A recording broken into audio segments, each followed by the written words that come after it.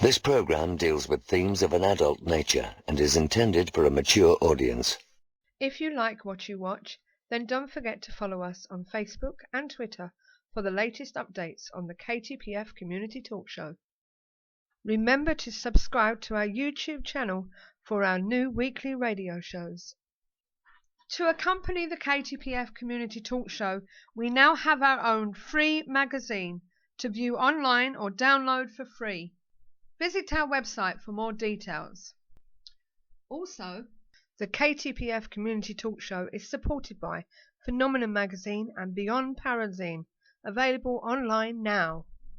The comments and views expressed on the KTPF Community Talk Show are those of the people that make them and do not necessarily reflect the views of ourselves or of our sponsors. 5, 4, 3, 2, 1.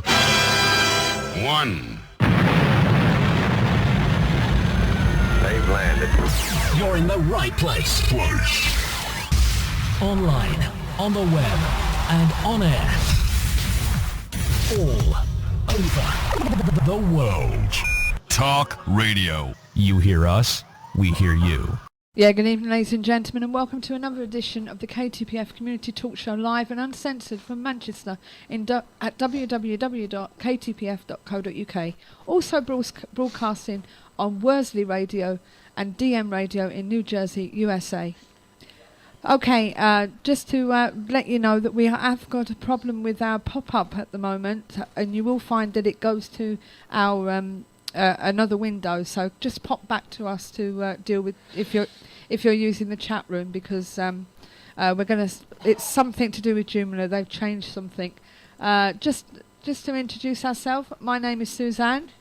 And I'm Steve. And over in Essex, we have our regular co-host, parapsychologist and historian, Mr. Andy Mercer. Good evening, Andy. Hello guys. How is everyone? How are you? I'm not too bad at all. Had a quietish week this week. Not much been going on. I went to see that big Star Wars film last night, but other than that, it's been a quiet week. Good. That's what we like to hear. What did you think to it? I can talk about it now or later if you like. I'm going to say a few bits and pieces, but overall, I enjoyed it, but with some reservations, which I don't want to say too much if people have not seen it yet, but it's worth seeing. So visually, it is spectacular. We saw it actually in 3D, and that was beyond belief. It was brilliant. But it's all right. Storyline-wise, storyline, I'll say it.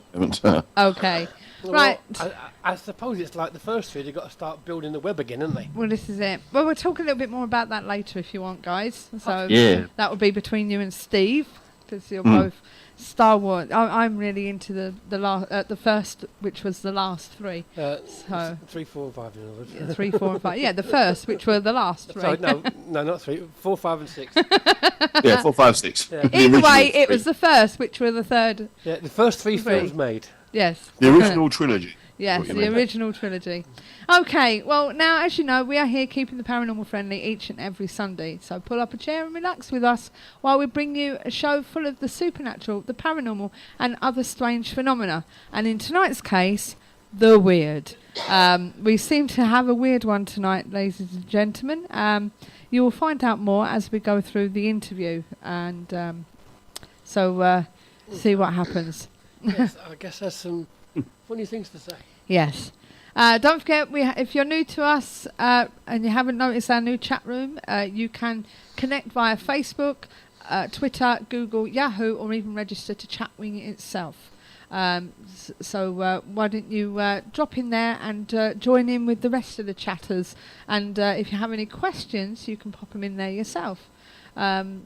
So just to acknowledge some of the people that are in the chat room at the moment, we have David Warnes and Alistair Stevenson, who's there, and hopefully I said Worsley right this time. Worsley. So we have a few people that are actually in the chat room, but they haven't said hi yet. Yes, David actually thought that Andy wasn't going to be this week. Yeah, why is that, David? Do type. I was certainly am here. Who is it? I don't know. He's always here. So indeed. So he tries to be always here. So yeah, most of the time. So, but as I say, just to let you know who is coming on the Tonight Show, he's written a book called A Guest in My House, not a ghost, a guest. David M. Guddy sits down with over 70 spirits and interviews them. He says he has found out when, why and how they die. Also, what it's like on the other side. Is this book... In this book, he says many questions will be answered. What happens the moment we die? Is there a light? Are angels and demons real? And wait for it. Is Lucifer real? And can he appear? So we're going to find out a bit more about that at 8:30. And but Steve's got some observations for you, just a couple, but one of them I think you can get involved in. Yes, one is a little quiz. You need a pen and paper, please. Are you ready for this, Andy? Grab it now. Okay. So let's go have a piece of pen and piece of paper. I've already done it myself, So we'll give it a try. So Give us a minute, guys. Give everyone a chance to. So is said this your paper. first one? No, it's the second one. It's the second one, so you've got plenty of time. time. So while he's doing this one, you can go and get yourself a pen and paper. Okay, a mysterious light film flying through the night sky on a dash cam just south of Darwin has stumped a couple who saw Oi, it. that's mine. That's a UFO story. I've got that one. I'm Put so it back. sorry. I can't have it back because I need to spend time while people get a pen and paper. Astrophotographer Paul and Sylvia Mayo told the NT News they were mystified by the strange phenomenon they had captured on film as they left a service station at Paranormal. When it happened, and they didn't think much of it. However, Mr. Mayo went back through the footage. He thought the light going at an unusually fast speed was quite bizarre. I'm baffled, and I'm not usually baffled by anything, he told NT News. In my 30 years of taking photos of galaxies and star clusters, you might just see the odd jet, but this one, to me, probably moving a lot faster. The video was filmed on June 12, 2015, and at 1 a.m. as Mr. Mayo left the service station. Oh, excuse me. Out of nowhere, a light flies past from the left at incredible speed. Mr. Mayo captured stills of the footage and zoomed in. To them, it looked like a string of coloured pearls shooting through the sky, he said. He did consider the light could be a reflection of the windscreen. However, he dismissed the theory as it was moving too fast and there were other reflections shown on the camera.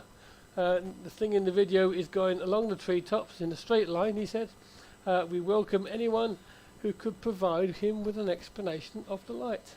Unfortunately, the videos that are at the bottom of the page there are not the one that we're talking about. Oh, right, okay. There's 3 videos down there, and none of them are the ones that we want to see. Oh, right. Okie dokie. That's a shame. It is a shame, because it is an intriguing light. Okay. So what's this quiz you're... Okie dokie. Are you ready? Tell us more about it. I'm going to tell you now. Just let me put the link up so people can actually see it for themselves. Okay.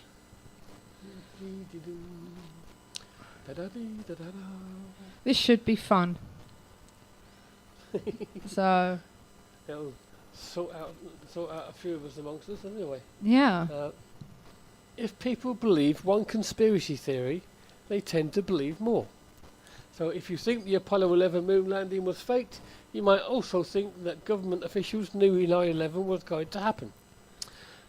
Psychologists study conspiracy theories and they're especially interested in what makes people believe in them.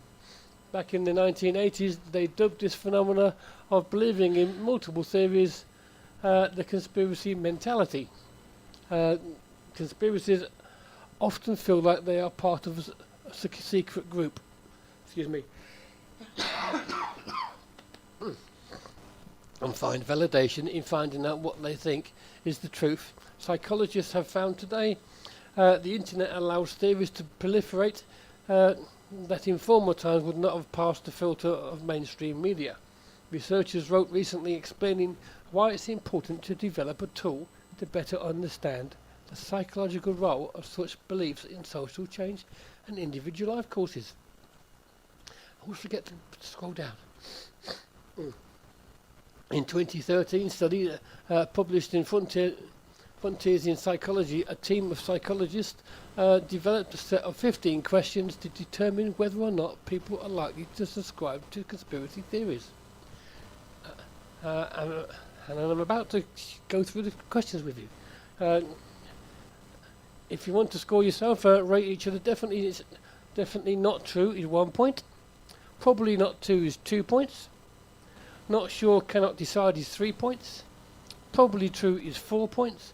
And definitely true is 5 points. Have you got that, ladies and gentlemen? Okay. Are you ready? Question 1. The government is involved in the murder of innocent citizens or well-known public figures to keep this secret. Question 2. The power held by heads of state is second to that of small unknown groups who really controlled world politics. Question 3. Secret organisations communicate with extraterrestrials but keep this fact from the public. Question 4. The spread of certain viruses or diseases is the result of deliberate concealed efforts from some organisations. Question 5. Groups of scientists manipulate, fabricate or suppress evidence in order to deceive the public. Question 6. The government permits or perpetrates acts of terrorism on its own soil, disguising its involvement.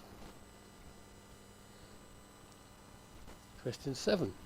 A small secret group of people is responsible for making all major world decisions, such as going to war.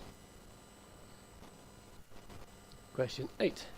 Evidence of alien contact is being concealed from the public. Question 9. Technology with mind-controlled capacities is used on the public without their knowledge. Question 10.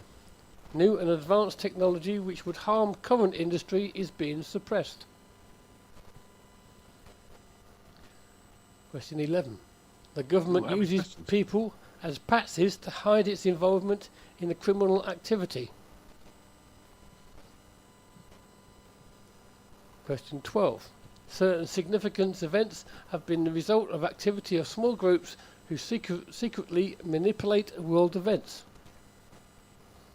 Question 13. Some UFO sightings and rumours are planned or staged in order to distract the public from real alien contact. Question 14. Experiments involving new drugs or technologies are routinely carried out on the public without their knowledge or consent. Question 15. A lot of important information is deliberately concealed from the public out of self-interest. Okay, add up your figures. 55. 55, okay. 55 I got. No, not finished yet. Okay. You have to divide that.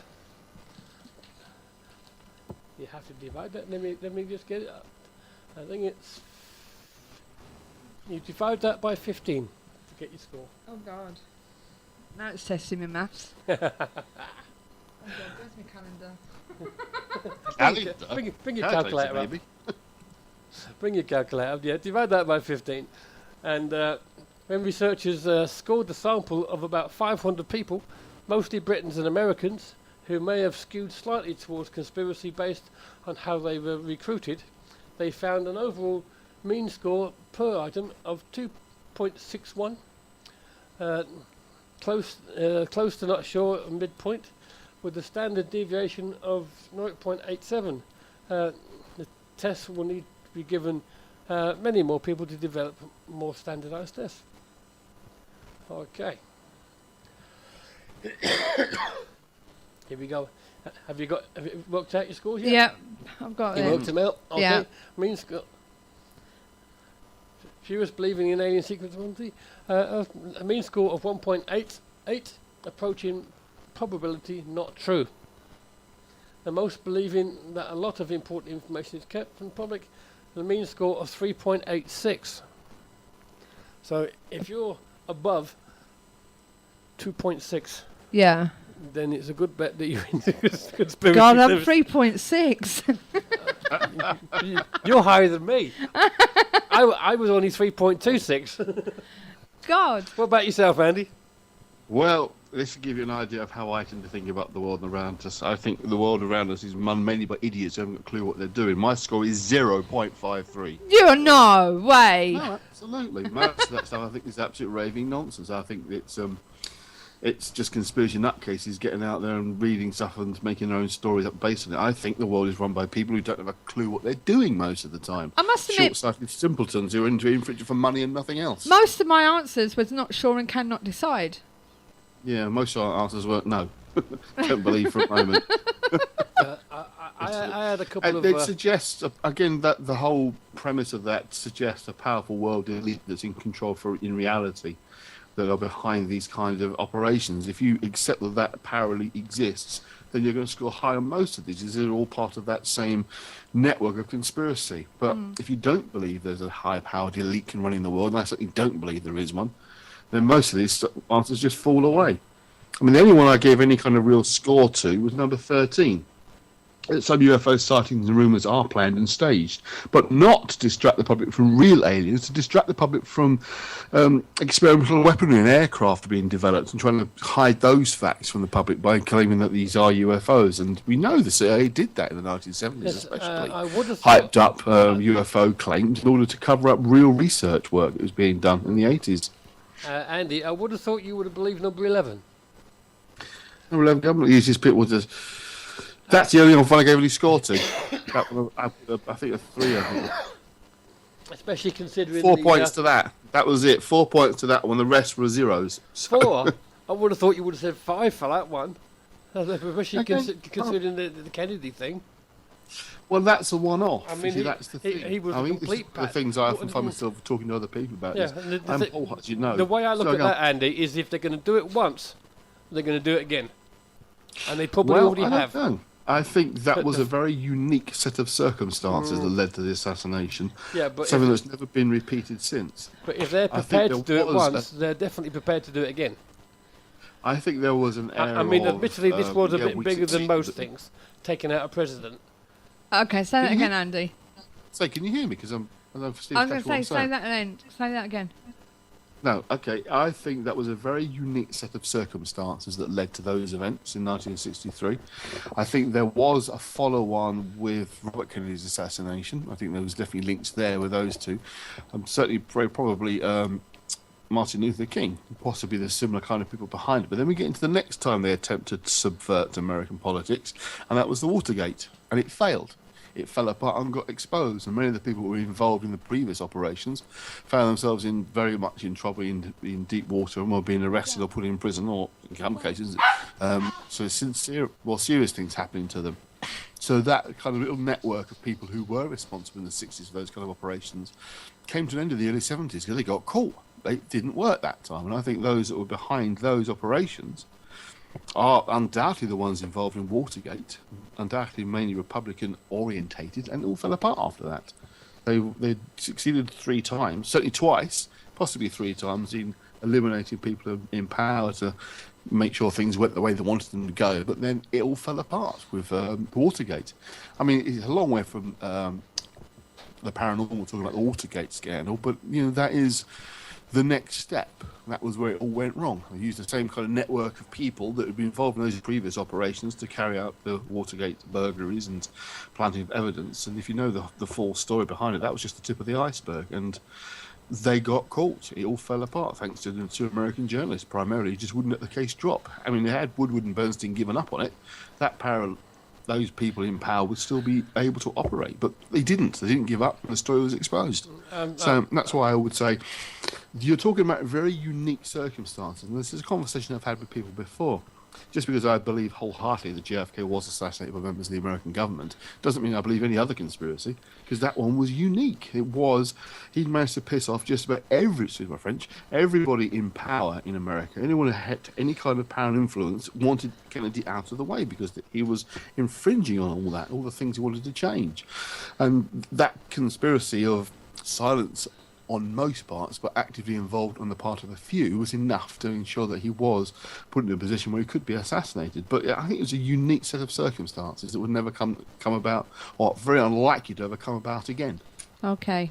I just want to apologise for the sorry, yelp. but I think you really Right. deluded there, Andy. I just want to apologise. I just want to apologise. I just want to apologise for the yelp. Roxy decided tonight was the night she wanted a chew. Normally she lays asleep in her basket. So. Well, let's talk about it then. What evidence have you got, Steve, that you think these things are true? It's not about evidence. If someone's prepared. It is about evidence. No, You hang can't on make a minute. statements Hang about on a minute. evidence. If they're prepared to take out a president of the United States, i.e., what people consider to be one of the most powerful men in the world, what's to stop them doing it anywhere else? If they're prepared to do it once, possibly twice with Martin Luther King, as you said yourself, what is to stop them? Not King, John Kennedy, Robert Kennedy. What? Robert Kennedy was the other one they definitely were involved in. Oops, Yeah, my mic's fell over. Yeah, so we got president, we got his brother, and we got Martin Luther King. That's three that were assassinated. Possibly King. King was more likely to have been by the FBI. Yeah, but it's still the government. And it was Well, that's the same. And every time there was a patsy. It's a different branch of government entirely, but It doesn't matter. it doesn't make me deluded. It's still government. It does. If you think that it's only going to happen that once, then No, I didn't say only the once. if they're prepared to do it once or even three I didn't times, say the. I and didn't they're- say the once. I and they're didn't say only once. I probably still doing outlined 3 occasions, so it's not. I outlined 4 occasions actually. okay, Right. so- Okay. one. Okay. Okay, so Okay. now it's 4, but it was a special circumstances, and it I won't happen- said and it won't happen 4. again. I said JFK, Robert Kennedy, possibly Martin Luther King, and Watergate. That's 4. Cut. Well, what I'm saying to you is those who are responsible for those operations failed at Watergate and got stopped. And the people that were involved, read the details of the case, see who's involved, see the names, the same names come up again, but this time they got caught and stopped. Yeah, but the thing is, Oh God. the fact that they've done it. And you had a completely different... You've got to remember with the American government, it's not just one creature. It's got different branches, and unlike here, where only the top level changes with elections, the civil service is the same civil service no matter which government's in power. In America, that is not the case. From top to bottom, everybody gets replaced. So you had a Democrat win for the first time. The guy that replaced John Kennedy, Lyndon Johnson, was a Democrat, but he was very much a right-wing Democrat. It was seen throughout his political career. He led much closer to Republican ideals, even though he was a Democrat. But once you lose the election, which they did obviously, and then you had So what we said, Nixon came into power and was it's only then one stripped party of that's power, prepared to and do the it. next election that came up, the Republican Party lost heavily and were replaced by Jimmy Carter, and the Democrats, top to bottom, everyone was replaced. Everybody was replaced. Who was in any kind of position to create influence and power was replaced. And that's when it all fell apart for them, because those who were part of that operational team, if you like, were either in prison or had no power and influence anymore within government. They've been removed. That's how it stops. Yeah, but Sue's telling me to stop it. But what you're actually saying is that only one party is prepared to do it. No, I didn't say that either. Yes, I you said did. the You said people who because were the party involved changed and were everybody moved politically out of operating power. within that particular party. And if you look at the people who were being assassinated and killed, their allegiances were with the other main political organisation. We're talking about people who had close links with the Democratic Party. That's what I'm saying to you. They were all 3 Democratic members of the Democratic Party, operatives within the Democratic movement. So the Republican movement is a different movement entirely, which is very powerfully closely linked to both the military and the CIA. If I'd have known this would have kicked this off, I wouldn't have bothered you getting to do They that. call me deluded. I'm sorry, I'm going to defend myself if I get called deluded. I'm sorry, but And anybody. Steve, Perhaps that's Steve, the wrong you're showing word. Your Anybody lack of thinks knowledge that- of American politics. It doesn't in the matter. 60s and It 70s. doesn't matter about politics, history, fate, Of course law. it matters. anything. It's No, it does all not. politics. It's out It's and all out. politics. It's out and out truth that if they're prepared to do it once, they're prepared to do it again, which means they are probably What I'm still doing saying it. to you is that's a principle you might be outlining, but the mechanics is what matters. The idea of the mechanics, how this can be carried out. You can't just decide 1 minute, oh, I'll wake up tomorrow morning, I'm going to go and kill off the president. There has to be an operation underway. There has to be people in the know, in the right places, in government at the time to enable these things to happen. It's not outsiders, but when you have a change of government, a change of party in power, they remove top to bottom, there's change. Unlike here, which is predominantly run by the civil service, which doesn't change no matter who wins the elections, the same people are in position. It's easier to do it here, actually. But in America, whole top to bottom change means the people who could do those things, in position to enable these things, are no longer in power. Because many of them, by 1974, were in prison because of Watergate. And were disgraced and out of the way because of Watergate, because that was their next operation, and it failed. We need to stop this. That's why they're not in power anymore. If Watergate had succeeded, you'd have seen the end of the Democratic Party as we know it, because they were determined to wipe the party out. Nixon had one of the biggest landslide victories in centuries, literally. He would have continued his next election. They would have won as well, because they pretty much were aimed to dismantle the Democratic Party, make them unelectable, and they were on their way. That's why he had such a landslide victory. Look at the details of the case of Watergate and the history behind it, Steve, and you'll have a much clearer picture of what was going on. Can we stop now? I'm not on about those specific things. I'm saying if they're prepared to do it once, they will do it again. End of.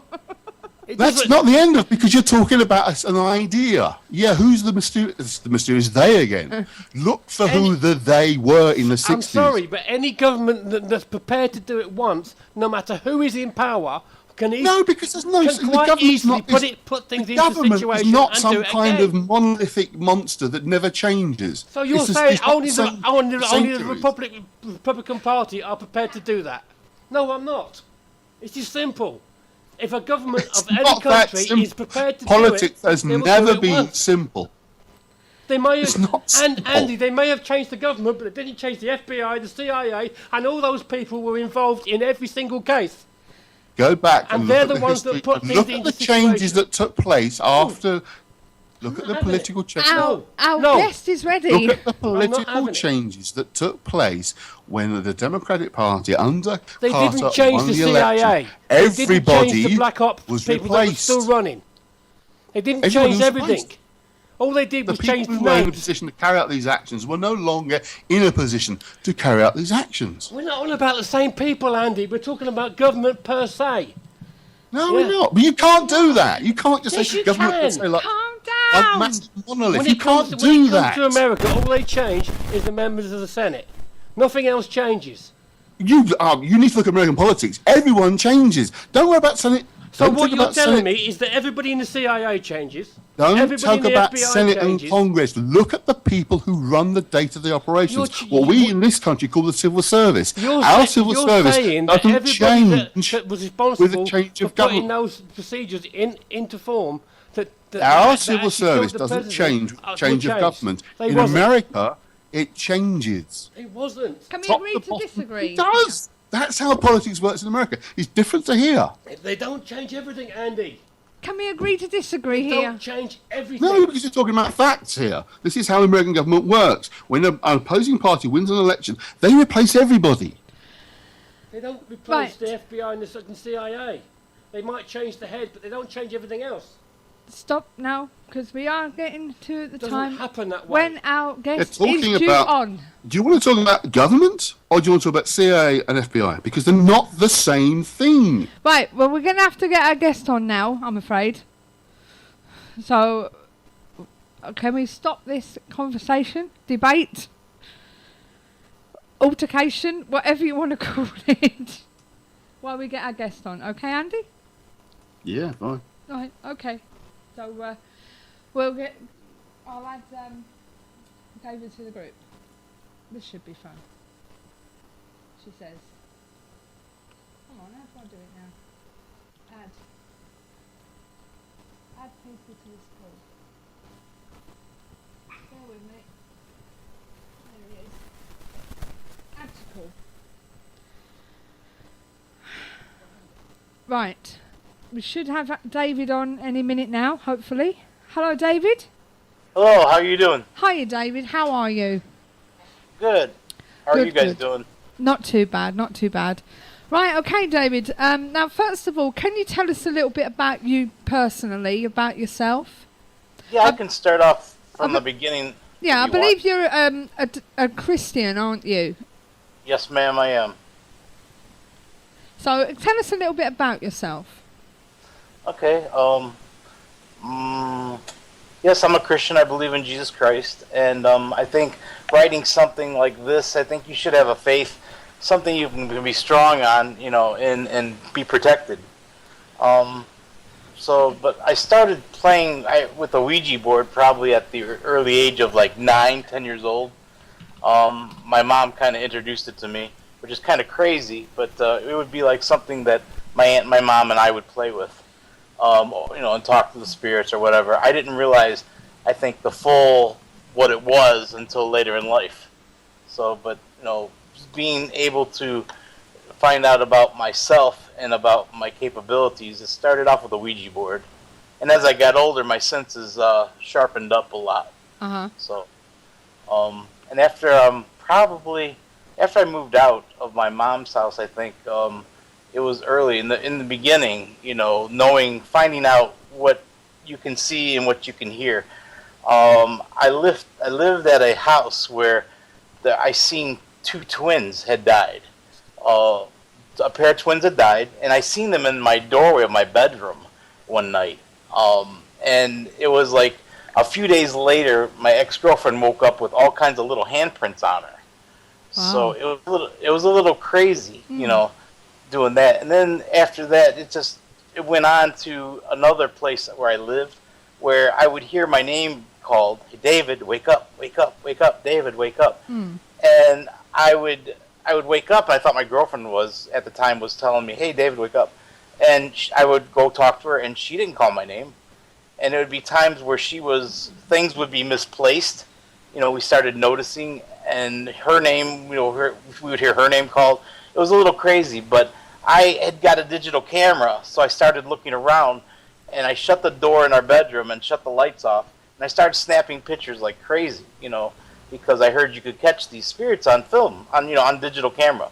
So I did. I ended up catching a girl. She looked like a maid from like the 1800s. I caught her on the digital pictures, and she wore like an old maid's outfit, if you could imagine. But so that was another instance where I was able to start seeing spirits and hearing more, and then working up to where the book I had another experience before I moved into this house. It was where was it at? It was let me think. The other experience was a couple other experiences here and there. Yeah. But the house I lived at, I started hearing voices and things in the house I lived at. What was haunted, I lived there for 9 years. Yeah. And that's where I ended up writing the book, where the book came about. Right. So you're not a medium, are you? You're not in any sense of the word a clairvoyant of some kind. So no, I can hear. Right, I can hear spirits, and I can talk to them, but I'm not a medium. No. No, and it doesn't worry you, being a religious man, it doesn't worry you that this is happening? No, I have complete faith in God. Right, okay. And what kind of conversations were you having from these? Because you say in your book that you were having conversations with certain entities. What kind of conversations were you having with them? With the spirits, I found out, talking to these spirits, I found out that there's a natural energy field in the backyard. Okay. I had, which, anybody knows, if they know anything about the paranormal, that these spirits come to feed on any natural energy. It's just like a feeding ground where they can come and fuel up. Right. So I had that in my backyard. But first, what started off is I had 5 spirits in my house. Okay. So I got a digital recorder out, and I started collecting EVPs, which, I would ask a question and leave a space for them to answer on the EVP. I started off with, "Hey, what's your name?" Yeah. I waited. And at first in the beginning, I didn't get anything. But I was persistent, and all of a sudden I got a name. The guy says, "Hey, I'm Jimmy." Yeah. I'm like, "Jimmy." Okay. Then I asked, "Okay, how did you die?" Then he proceeded, to tell me a little bit. And where there was to find out there's 4 other spirits. So my house was occupying 5 spirits at the time. Wow. So yeah, so then they tell me, that's when I find out that I have a natural energy field in the backyard, that there's all kinds of spirits in my backyard. And at that time, my house was on 2 acres. So I had I could just walk out my back door literally and talk to anybody I wanted to. So sounds interesting. it was very interesting, because what it picked up from there was I had this idea where it started from the EVPs, then I was able to start hearing, them. And then once they told me about that, I figured, I would go out and start getting some of the stories, because I had questions. I want to know what goes on when we die. Yeah. Religion tells us something, and the Bible says this or that, or whatever book you believe in. Yeah. But it doesn't go, full. I wanted to find out exactly what it was like, the transformation from life to death. Okay, Yeah. The minute we die and we close our eyes and we give up that last breath, what happens? Yeah. So go ahead. I'm sorry. Okay, it's all right. I was going to say, what did you find out? Oh, no, I'll tell. Yeah, I was going to tell you. So after I started talking to these spirits, and I went outside and I said, listen, I said, I'm going to start writing a book. And I told them I told them, like, I'm going to start writing a book, and I want to invite you in my house. If you could come in, and sit down with me and talk. I want to know, like, how you died, when you died, what's your full name. I'm writing a book, and it's very possible that one of your relatives might pick up the copy of this book and find your name in it, And wouldn't that be strange to find one of your relatives in the book that's traveled, say, even where you're at, to over here, the United States? Yeah. That they can travel that far. So I thought that would be interesting. So I proceeded to go on and start asking them to come in the house. Uh-huh. What happened was, as I started talking to them, they would tell me how they died. And what happens when they died, and all the stories seem to be going along the same route. When you die, you come to meet an angel, okay? Mm-hmm. You meet this angel, and the angel will ask you, hey, do you want to stay on Earth, or do you want to cross over into the light? And then he says, if you see people in the light, that means, there's people waiting for you on the other side, which is a good sign. You're going to go to heaven. Yeah. But if you look into that light and you don't see anybody, don't go. You can wait for the second, come, because this light represents the first judgment. Yeah. When we die, there's a first judgment that we all will go through before we go heaven or hell or whatever your beliefs are. Uh-huh. So, and then the second time would be when Christ comes back. So now, if you stay on earth, then you're become what we call an earthbound spirit. Yeah. Okay? You cannot help your children out. You cannot help your husband out. You cannot help your mother out. Mm-hmm. There's no way you can help anybody at this state. All you are basically an observer. Yeah. You can just see how they're, some people say they stayed behind to watch their children grow up, but they can't help them do anything. They can't help them financially. They can't give them winning lottery numbers. No. They cannot help them. They can't help them at all. No. So except watch them. So now, but if they decided to go on, then they could move on. But a lot of them, some of them stayed behind, and some of them missed their light. So if they missed their light, they would have a second chance, obviously, at a light, or maybe a medium could actually create a light for them to go into again. Yeah. So at this time, you meet the angel, and he says, hey, you want to stay on Earth, or do you want to go? Okay? Mm-hmm. So say you want to stay on Earth. So you go wander off. At this time, the spirits can learn to travel. They can pretty much teleport themselves wherever they want to go. Yeah. So say you passed away and you want to go see your children. When you think about where your children actually lived, and you sit there and think about it, and all of a sudden you close your eyes, and next thing you know, you're there. Yeah. So if you want to go from children's house, you go to your whatever children you have, or if you want to go see your mother, she's still alive. The whole thing about that travel is they get to close their eyes and imagine where they want to be, and then they're there. Yeah.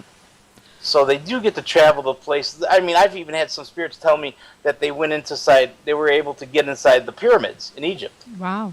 Where no one else could go, and travel. I had some older women that had passed away. She was in her 80s. She says, I've traveled and seen the world. I stayed behind.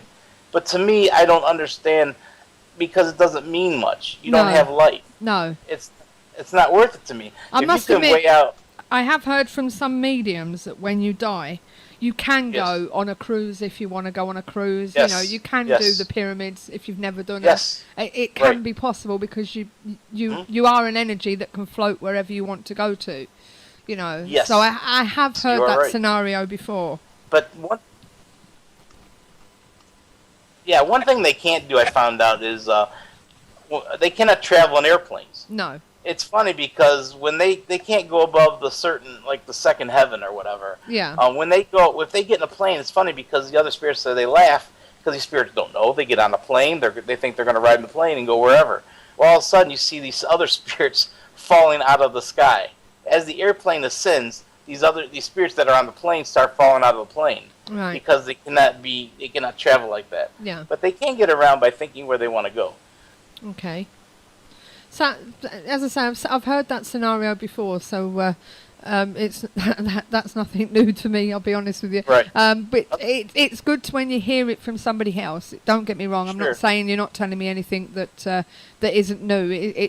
It's good when you hear another person say something similar, if you understand what I Right. mean. So basically, you wrote the book, and you say that you sat down with over 70 spirits and interviewed them. Yes. Before you go into that, what made you decide to write the book? What pushed you into doing this? I'd always wanted to write a book. I had written another book earlier. Yeah. In 2009, I released a book called Matters of the Heart, which is basically a book of poems. Right. And this was totally different than writing a book on poems, obviously. You know, we're stepping into the paranormal. Yeah. You know, I've watched the TV shows Ghost Adventures and every TV show I can get my hands on because I couldn't get enough of it. I'm always watching these paranormal shows. But then I found out I had these spirits in my house. And I thought, well, you know what? Maybe I can write a book and tell people what they're telling me. You know, I can get the information and, you know, tell other people what I'm finding out and put it in a book form where it's easy to read, where I can talk to the spirits and talk to, you know, I had if you read the book, you read about it a little bit. I've talked to some entities that you're like, some people say you're crazy. How did you ever do that? And how were you protected from talking to those entities? Weren't you worried about yourself being possessed or getting in trouble? I'm like, no. Once again, you know, the greater faith and asking for protection and thinking along those lines. Okay. So so you sat down with 70 spirits. Yes. Okay, and it must have been very much of a long interview. I don't mean to sound funny on that, but it must have been very, long interviews. I believe you had quite a few interviews with some prolific people. Yes. Can you tell us a bit about some of the interviews that you had? I did have. I know. Go ahead. I'm sorry. Can you tell us a couple of the spirits you spoke to that's in your book, and what did you find out? Yes, some of the spirits, they range from all ages. Age has no preference. So I had a little boy that came in the house and sat down with me, and he was probably about 9 years old, 10 years old, and I'm like, "How did you die? I mean, you're so young." He's like, "Well, I stayed at home with my mom, and they tutored me, and all of a sudden I got sick. I got real sick. He had caught pneumonia." So he was in the hospital. He's telling me, one day he's sitting in bed looking at his parents. He said when he died, all of a sudden, he's standing behind his parents looking at them.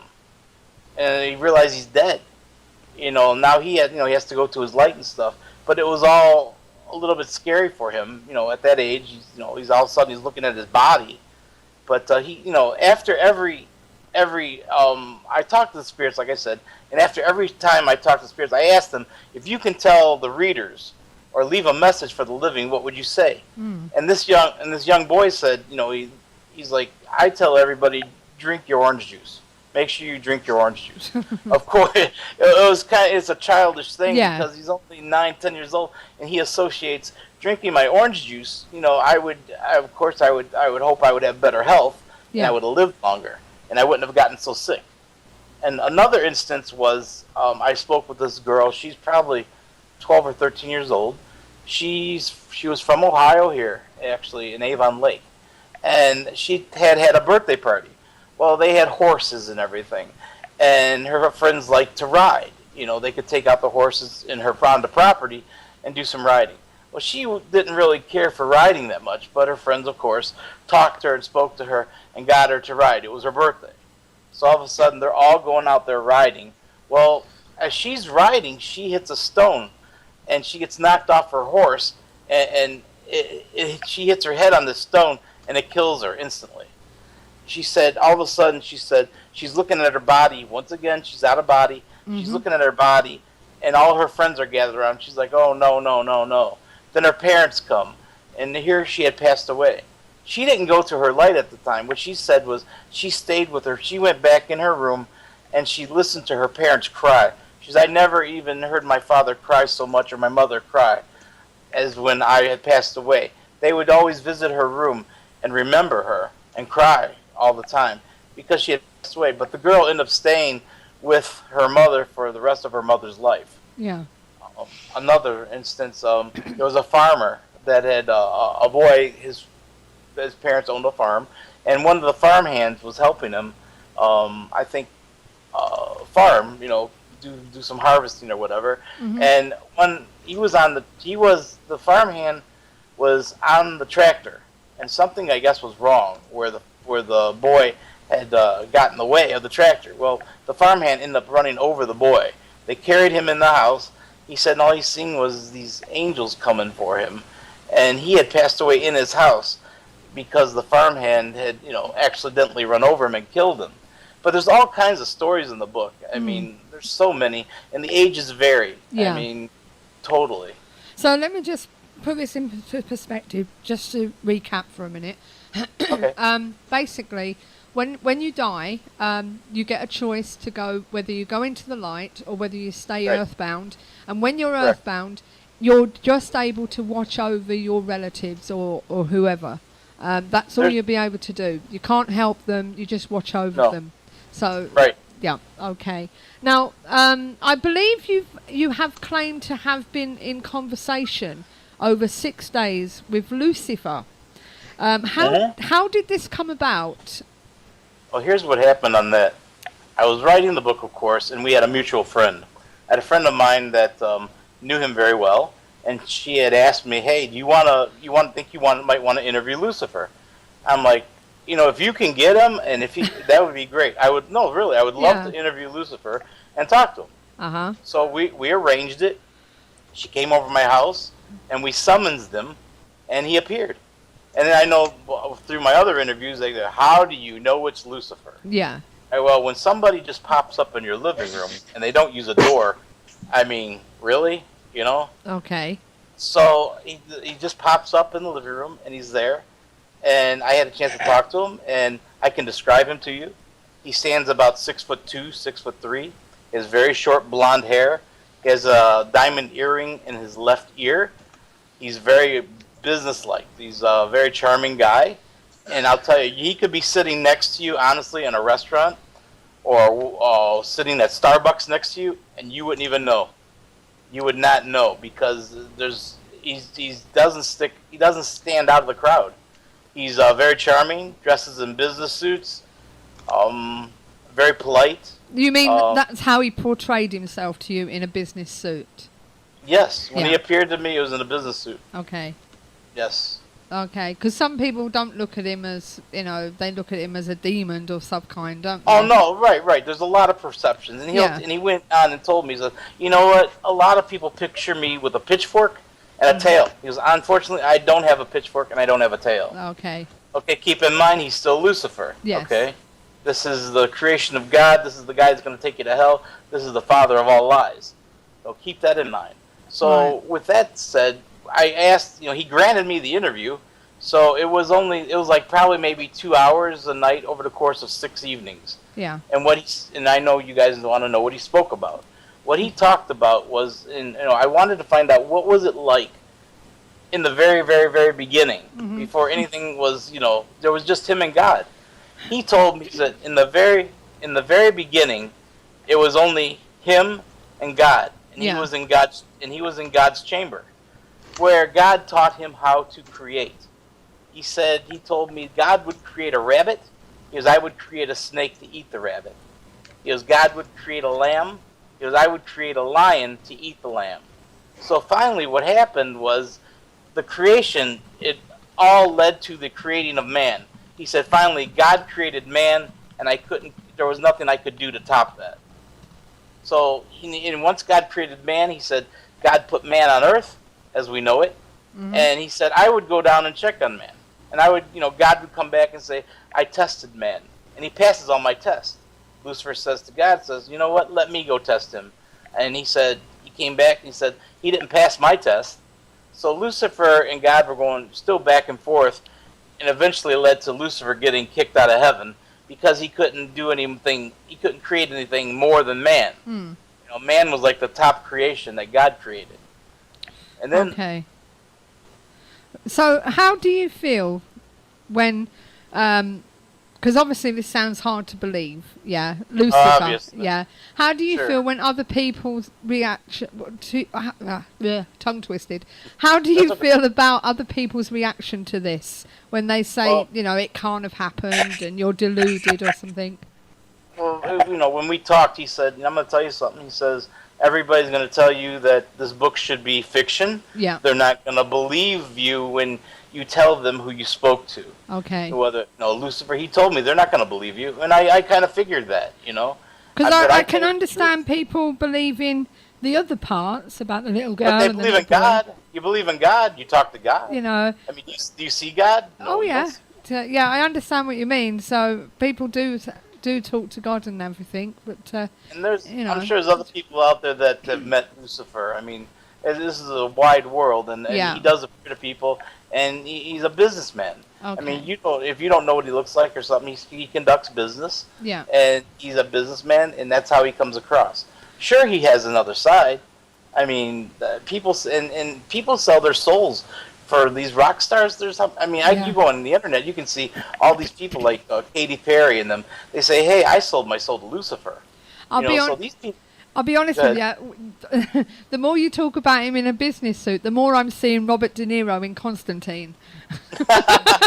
That's the image I'm getting in my head. Right? To be honest with you. Right. Sure. But he has his image that you got to remember. He was a seraphim. Okay. Yeah.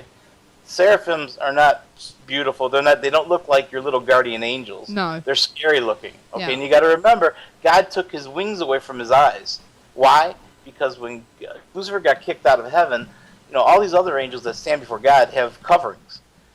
Gabriel, even the archangel Gabriel, will have coverings, a veil that he keeps with him when he talks to God and puts it over his head, because to stand before God is very, very awesome, and it can burn you up, even the angels. Yeah. So Lucifer's face is kind of messed up because as the seraphim, because what appears to be his horns, that's not his horns. You got to remember, there were wings above his covering his eyes. Yeah. So God removed the wings and the coverings, where it looks like now he just has horns, which that would be where the wings go. Okay. So Steve, that's why that appearance. Okay. Well, Steve's got a question for you. Steve. In the mic. Yeah, I'd moved the mic out of the way because I was typing on the side there. Considering who we're talking about here, how do we know? How can you be sure what he's telling you is the truth? Did you get that, David? Yes. Because obviously Lucifer is the great deceiver. The great deceiver. Yeah, sure. He granted me this interview, and I believe what he says. I mean, there's nobody to tell me that he's a liar, because no one was with him in the beginning with God in him. So it sounds true, and I went along the Bible, which I believe is the truth, and some of the things like that. I would even start to quote the Bible, and he says, and ask him questions about the Bible. He says, "Why do you ask me questions that you already know?" Okay. So, but I believe everything he told me was true. He had no reason to lie. And there's more he told me about, which only he would know. I mean, he talked about the 9/11. He spoke about the Antichrist. Okay. And some other things. I mean, it's all in the book. But the 9/11, he had told me that the Twin Towers in the United States, that was just a diversion. They were really after some guy in the Pentagon that was dealing with arms between 5 nations. And he was trying to corner the market when they wanted to distribute the arms a different way. So there was 5 nations, a circle of 5 nations that were involved. And they actually sent, they took out the Twin Towers But the real problem where they wanted to get was the guy in the Pentagon. So they send a missile through, then they crash a plane into the Pentagon to kill this guy.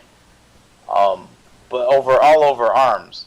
Then the next thing he told me about was the Antichrist. As we all know, the Antichrist is, if you believe anything, it's going to happen. Yeah. He told me the Antichrist would be around within the next 20 years. And it will be his son. I don't know a name, but I know it's going to come out of the Middle East. Okay. But he said within the next 20 years, you'll see the Antichrist.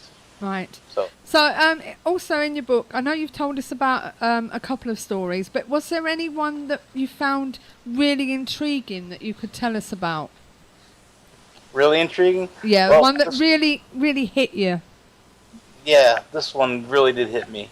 I was in my bed late night, and all of a sudden I hear Michael Jackson singing. I believe this is the story you're talking about. It was crazy. I heard Michael Jackson singing, and all kinds of songs. And I woke up. And I told my girlfriend, I hear Michael. I think Michael Jackson's here. She's like, no way. He had passed away or whatever.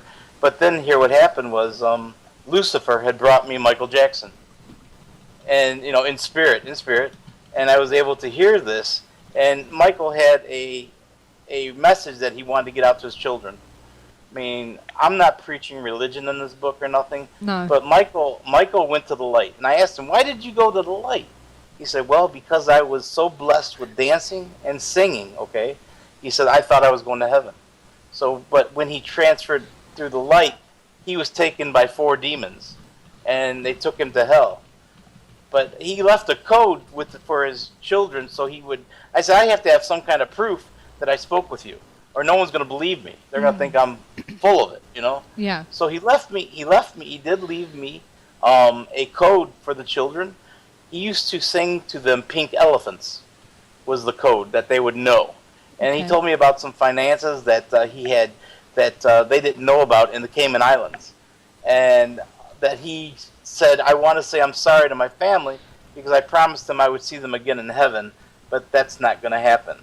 So there was probably about 5 or 6 pages in the book where he talks about everything. I can't remember everything, but I do remember, the code that he gave me to sell to his children so they believe. And his message to the children was, believe in Jesus Christ and don't let the money ruin. Don't let that money ruin you. Yeah. And don't trust nobody, but believe in Jesus Christ because Okay. you don't want to be where I'm at. So that was the message that was sent. From Michael Jackson, and like I said, there's probably about 5 or 6 pages in there that cover that story. Yeah, can I just ask, because is Lucifer and Satan, as we believe, the same person? Yeah, Lucifer and Satan, yes, that's the same person. He's just called by different names, but his name from God is Lucifer. Right. Okay. Which means morning star. So where do you go from here, David? What's your next step? What's my next step? Yeah. Promote this book, and put a lot of effort into this book to get the word, to get it out there. I mean, my book was just released in June 17th of 2015. Okay. So I don't know. I'd like to write another book, but I don't know what about yet. Right now, my whole focus is to promote this book that I have right now. Right. Okay. And did you actually contact the Jacksons before? No. Before the book was Before the book was released? No. No. Okay. No, I wrote the story as he wanted it. It's in there. I tried reaching out, to on Instagram to Paris, but I left a message and never got nothing back. Right. Okie dokie. Now, I have seen some reviews on your book. Amazon. Yep. Well, one of Okay. them says, fascinating. I can't put it down. It was Right. a little skeptical. I was a little skeptical at first, but was Sure. drawn in from the first page. So, Mhm. so you are getting some reviews. And as I say, you've answered your questions that we've had for you quite fully. But one last question for you, David. How can people find your book? You mentioned Amazon. How can they get it? Okay, it's available on Amazon. I can give you the link. Actually, Yep. I have a website. Just put up, brand new, and they can go to this website and find out exactly how to purchase the book. They can order it. It's available on Amazon, Barnes & Noble, What else? Books a Million. Okay. You can get it. You can get it on iBooks also. But the website is going to be aguestinmyhouse.com. Right. Okay, so you've now got a website, and they can find out more about you as well there, can they? Yes, there's a press release that's all about for my publisher that's on the website, and we have a Facebook page also. Okay. It's gonna be was it facebook.com/a guest in my house. Okie dokie. So, well, it's been great talking to you, David. Just give me your website again. What was it? All right, the website is aguestinmyhouse.com. A guest. Just It's the name of the book. The name of the book. Yeah. .com. Okay. I'm just putting it in the chat room for the people that are listening. Hmm. And it's available on all digital formats: Kindle, Okay. Nook, iTunes, iBooks, Google Play. Right. Well, as I say, you've answered your questions for me quite amicably and efficiently. So, as I said, all our interviews can last minimum half an hour to an hour. So, Sure. thank you for coming on, David. It's been really great thanks for talking having to you. I wish you all the best of luck with your book and Okay. any other future endeavours that you have. Thank you so much. All right. Thank you, David. Bye-bye. Bye-bye. Well, that was David Guddy, and I'm assuming Andy's still there. I'm here. I was listening quietly. I said it was going to be weird, didn't I? Sorry, coffee went in the wrong hole there. You cut me out. I wasn't ready for that. Interesting, certainly. Yeah. I must definitely admit, don't get me wrong, right? Okay, the Lucifer bit is a little bit, to me, far-fetched. Yeah. Right. Yes. But some of the other stuff he was saying, okay, it could be, for want of a better word, hearsay, but it has gone down the same line, hasn't it? Like, the bit about the angel coming when you die. Yes, I have heard that somebody comes for you. You know what I mean? Right? Yes. Maybe Yes, the not- angel of death or whatever. Yeah, Somebody comes for you and collects you, Yeah, we normally hear that it's family members. Yeah, and the choice that you get, whether you want to stay earthbound or whether you want to go on, this, that and the other, it says you get a choice. But I can understand that you can't influence people if you're watching over them. Yeah. I can understand that. Do you understand what I mean, Andy? Absolutely, yes. It would You really, know. as he rightly says, these things can't give you things like lottery numbers, which would be rather nice if they could, but they don't and can't. They're not that kind of communication. But then it went a little strange, I thought. In all honesty, he needs to be careful with his comments about Michael Jackson going to hell and putting that in because he don't bring himself up to libel there. He really is. I mean, Yes.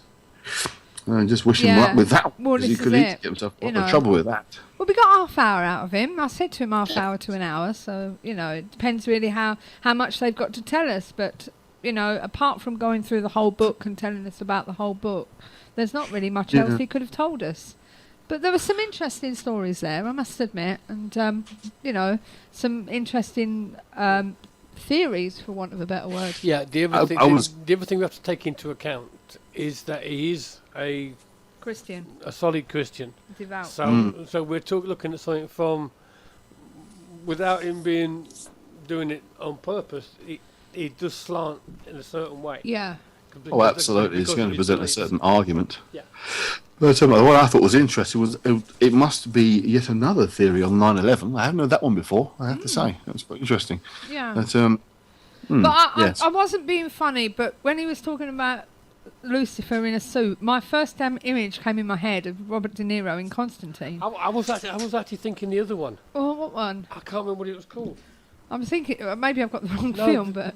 No, you mean Constantine. It wasn't Robert De Niro. Oh, what's the guy's name? It wasn't Constantine, though. No. I know the guy you mean. He was in Constantine when Constantine the lawyer one. sits with the glass. The guy comes down in the white suit with it? the black oil dropping off of him. Yeah. It was the lawyer one, wasn't it? Yeah, what's that actor's name? But I know the guy you mean in Constantine because he was wearing a white suit. I thought of Eminem, I have to say, with the short blonde hair and the earring. It came to mind for me. But I don't know. But as I say, it was a very interesting conversation, I must admit.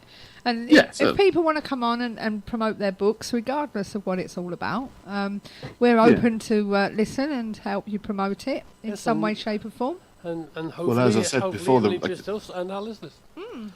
Andy? Well, as I say, the first time I discovered his book was I, by default, ended up running a Facebook page, as you know, which I don't still to this day don't know how I ended up running it, becoming the admin of it. But he kept posting almost daily about his book coming out, and I thought, well, they give a chance to get on the show. So it seemed nice enough chat, though. I mean, not I was. I've got to be honest, I would take a fair bit of a pinch of salt, but then I suppose you would expect people to do that, not necessarily if you're wholeheartedly a believer of his particular sort of branch of Christianity. Because again, in Christianity, the idea of ghosts coming on talking to them, some devout Christians would say, well, no, it's the devil. It's all the devil's work. You're not talking to spirits that way, because that doesn't happen. So, it's a particular angle to take on sort of Christian mysticism, if you like, because what it comes down to is a form of mysticism, and this idea of communicating with the dead and that they're giving you information that will help you. I'm just trying to find the name of that chap that you're talking about. It wasn't Robert De Niro who's in Constantine. Was it in Constantine? Yeah, towards the end he comes down and he's wearing this very light-coloured suit. Yeah, he's got this black oil stuff dripping from his feet, and he sits and talks to Constantine for a while. Towards the end of the film. There's another one though. It's the guy's a lawyer, and he agrees to something. Well, there is also the film that you're talking about with Robert De Niro. He's not Robert De Niro. Do you mean the other one? The other guy, not Robert De Niro. The other one. The other one who was plays the same kind of. Oh dear. Al Pacino. Al Pacino, that's him. I always get them two mixed up. Yeah. He's it's the film. I forgot what it's called now, but he basically becomes a lawyer for the devil. But the guy you're talking about is. I thought it was Constantine.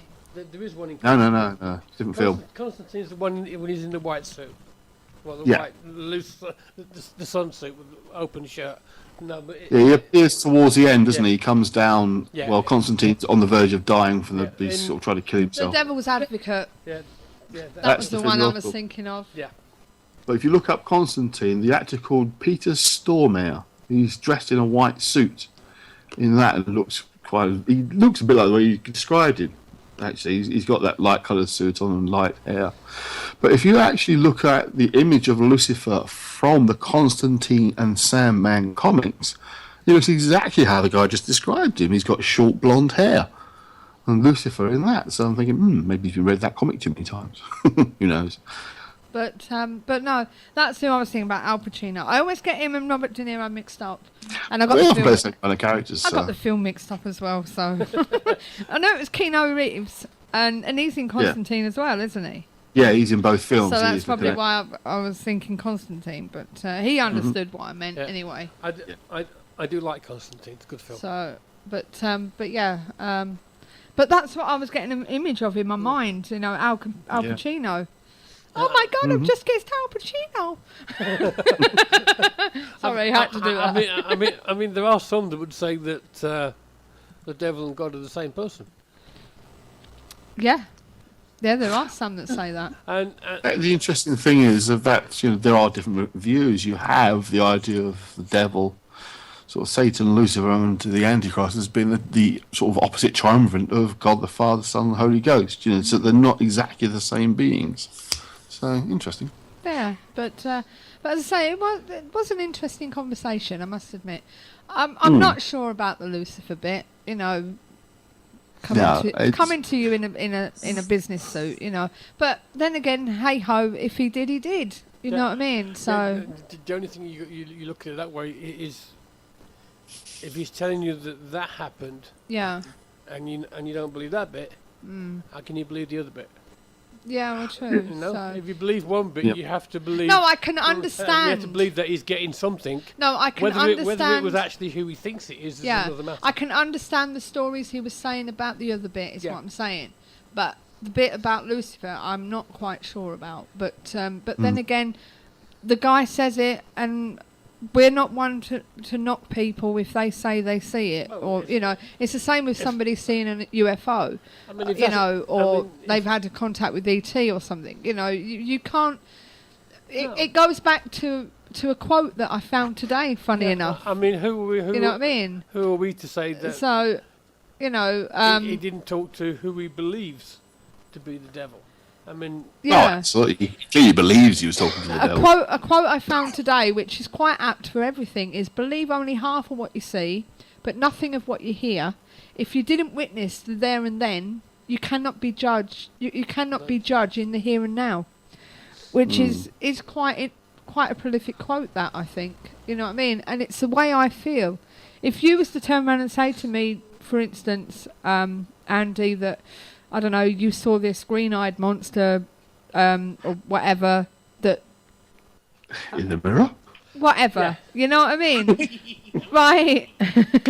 For all I know, you could have seen it. I can't tell you didn't see it, because I wasn't there. Which is the way I am, which is why I let people tell their story. Because, you know... That gives other people a chance to think whether they did or not. I mean, the only time we can say no is really if it completely goes against all the laws that we know of. Yeah. Being physics or whatever. Actually, that's exactly what I was going to say, Steve, as well, that you can only take that so far, otherwise you open the door to anything. Well, this is it. If somebody was to send me a photograph of an orb or of a shadow or something and say to me, can you analyse this because this is what we picked up on a camera? I'm not going to say, well, I wasn't there, so I can't judge it. Well, no, I am going to say that, to be honest with you. I wasn't there, so I can't judge it, which I can't. No, because you have to draw the line somewhere. Of just absolutely everything becomes acceptable and okay, no matter how ludicrous and nonsensical it might be. I don't accept it because I wasn't there. Do you understand what I'm saying? One way or the other. When it comes to that. Yeah. Because I wasn't there. I don't know if there was somebody standing in the doorway and it's picked up the reflection. So I can't judge that because I don't know that. But at the same time, if someone shows you something, are they asking you to judge it anyway? Or they just expect you to fully accept it no matter what? 9 times out of 10, they send us pictures to say, oh, I picked this up. Can you tell me what it is? I can't understand it, exactly. blah, blah, blah. So they're asking for you. Sorry, it's working. I thought I checked with my friends. So they're asking you for your opinion. So if they're asking you for an opinion, then I think you're entitled to give an opinion. Oh, yeah, I give that as my opinion. Baloney. You know what I mean? Have a quick look, by the way, at the our Facebook page. I've also put it into our chat room. An image of the guy I just mentioned from the Constantine film. He's dressed in an almost white suit. Okay, he's got dark hair rather than blonde, but it's very much the image that we were just talking about. You see it? Yeah, just click on it, baby. It'll open up. Yeah, I've just seen it. Yeah, I mean, that's sort of... I prefer Al Pacino. Yeah, I mean, when it comes to warps, we can say yes, there's something there, we can see it, but there's too many variables for us to say exactly what it is. Yeah. Because obviously I always use that same line that I've often said, and you've heard me say before, about a friend of mine who did analysis on orb photographs, and he got to the point he could tell you from the orb which camera it was taken from because of how they appeared. But I'll leave it at that. You know, I don't necessarily say this is definitely dust or... So if you think about it, I don't actually answer their question. I just tell them what a friend of mine had done, his own research. Yeah, I mean, I actually saw an orb in here yesterday. With your eyeballs, yeah. See, that's the difference. You see, with your eyeballs, that's something different. Yeah. Right here in this office. Photograph. Which, to be honest, it is the only true orb. To be honest, I think because the way the way cameras take pictures. Especially on the digital, because obviously you have the problem with the flash and everything being so close to the lens, which picks up things that were a lot closer than they actually look. You've also got the old ones. You've got insects, moisture, and unless you're actually there, you can't really tell, because if you're looking at a picture, it could be in a very damp place or a very dusty place. That is very true. And you don't know that without actually being there. It's interesting if you go back to ghost hunting with conventional cameras before digital. Orbs didn't exist. They just never happened. No. It only came about with the advent of digital cameras. Well, I think there was a few, but they were very, very rare, weren't they? Well, saying that funny enough, I've got one that potentially might have been that kind of thing. Unfortunately, I no longer have the photograph or the negative, but that was done with an ordinary camera. But as I've mentioned before, I'm sure I've got a family friend who's a professional photographer who years ago showed this stuff too, and she said you would go on courses to learn how to make sure you don't get these annoying things in your photographs. Because if you spent £5,000 on bloody £500 on your photograph for your wedding, and they come back with these bloody white blobs in them, the families tend to get rather annoyed. So you have to make sure you know how to position your flash away from the lens. It's in most home cameras that you buy, the flash is far too close to the lens, and this is why you get this problem, these white bleed outs and dust in the air. Go on. So if you have a camera, if you have a camera with a flash that's not connected to the camera, and you hold about 2 or 3 feet away, you don't get them because the flash is not that immediate. 9 times out of 10, if I take a picture with a digital camera, I can guarantee if it's going to be an orb on there, it's going to have a chip taken out of it. Yeah, that's the. It'll have a little nick taken out of it. That is the weird thing. You get that a lot. Why has it got a little bit missing? Yeah, it's always got a little perfect little nick out of it on the side or whatever. It's weird. There's always been with the same camera or different cameras you've used. All sorts of different cameras. I don't know. You know what I mean? I don't know. Every now and again I'll take a picture and I always say it's got a chip on its shoulder. You know what I mean? Yeah. But you know, and it's always got a perfect arc cut out of it. Yeah, Maybe it's like a roundabout. Yeah, like a slice missing out of a Yeah, cake. like a little slice missing out of a cake. Yeah, like a roundabout. If you look at signposts for roundabouts, and they're never complete circles, always a bit missing. So maybe it's the same thing. I don't know, making it up. But you know what I mean? It's just weird. Yeah. So I get some decent orbs, I must admit. But again, dust. You know what I mean? Exactly. Yeah. You So- just can't. You know, And then you get people it's the saying, whole problem with the "Oh, whole look- field. None of this oh, is look at provable. my orb, so we're it's all green. debating. And it's got a face in it. Yeah. I'm actually having a bit of trouble hearing Steve. He's a bit quiet in the background. What was that? You get people who go, oh, look at my orb, it's green, it's got a face in it. Oh yes, oh yeah, the old Simulacra, of course, seeing the faces in these random patterns is so. Again, it's very much a psychological phenomenon. We know full well here, but people will insist on that's what they see. I made this comment a long time ago, and I kind of still stand by it a bit. You can divide paranormal investigators into 2 camps: those that do believe in orbs and those that don't.